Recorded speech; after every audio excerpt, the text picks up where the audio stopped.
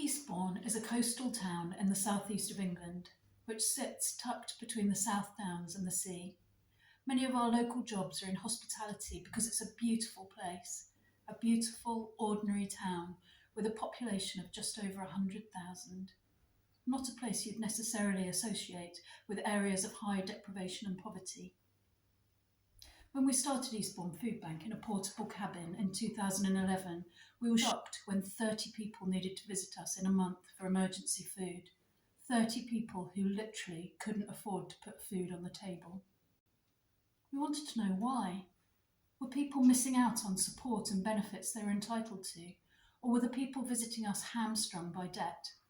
We very quickly employed a volunteer welfare benefits advisor to unpick these issues, to help us to understand what was driving people's need for the food bank and to maximise our clients' incomes so that they could afford to buy what they needed to survive.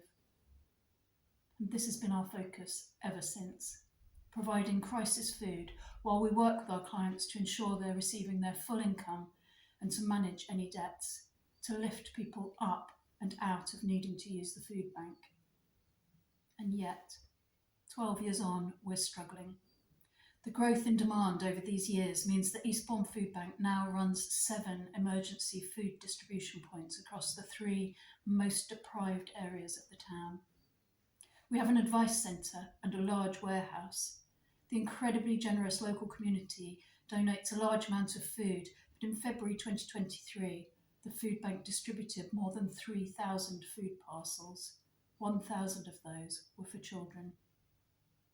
Despite the work of our team of 3 welfare benefits and debt advisors to dig deep with our clients into their income, expenditure and budgeting, despite the more than £1 million of unclaimed benefits and grants recouped last year by this team for our clients and circulated back into the local economy, despite the shame and powerlessness of having to rely on a food bank, despite all of this, the number of people in need of crisis food just gets higher and higher.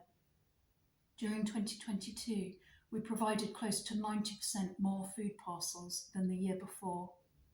And most worryingly of all, the number of people who need to carry on using our food bank when their income has been maximised and they are receiving their full universal credit entitlement continues to grow. Why? Listening to our clients, we've identified a common theme which threads its way through each story. Insufficient income, the balance sheet which just doesn't add up. I'd like to share a few stories with you to exemplify what we're hearing day after day after day. Firstly, Peter. Peter is a middle-aged man who used the food bank when he was between jobs, while he was applying for full-time work, and then while he was waiting for his new job to start. Peter needed food parcels because deductions from his universal credit were crippling his finances. His deductions were for a universal credit advance loan and repayments on a 10-year-old crisis loan. £120 a month was being deducted from Peter's already very low income. We explored his situation and found that although he had great budgeting skills, after his rent had been paid, there was only enough money left to buy 2 weeks' worth of food each month, and nothing for essentials like toilet roll or toothpaste. This story of deductions driving food bank use is echoed across our distribution centres. I worked with another client, a 32-year-old man who's also repaying 2 government loans. Talking together in our community cafe over a cup of tea, he apologised to me for the strong, musty smell of his clothes, which he'd washed but hadn't been able to get properly dry. He was mortified. He told me about how he'd made 2 tins of beans and 4 slices of bread last him for the whole weekend. He said, "The cupboards are completely bare. I went to bed early to stop myself feeling so hungry, but my noisy neighbours kept me up, so that didn't work out either." But the impossibility of making ends meet isn't only affecting people who have deductions applied to their universal credit. Lorna is a single mum with a 2-year-old son. They live in temporary accommodation and have been in a 5th floor flat for some time.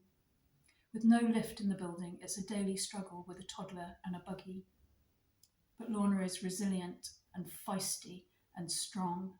She is determined to improve her life and is using free childcare so she can work as a cleaner for 2 days a week. She'd like to work more, but if she increased her working hours, she would be worse off. She receives £500 a month in universal credit as a top-up on her earnings, but is unable to make ends meet. Our welfare benefits advice team has worked to find every last penny Lorna is entitled to. At this point, we've had to acknowledge that unless universal credit levels go up, she will continue to need to use the food bank.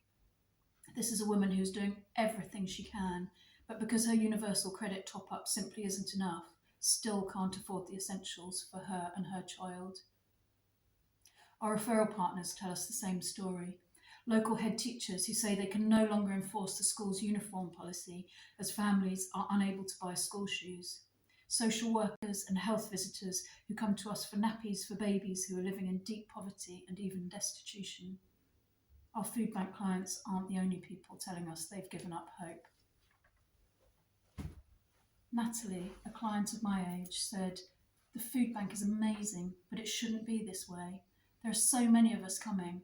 You chat to people here. We all have our problems. We all have a story. But the common theme is that we're all skint. And that really is the bottom line. People who need social security are too skint to keep body and soul together.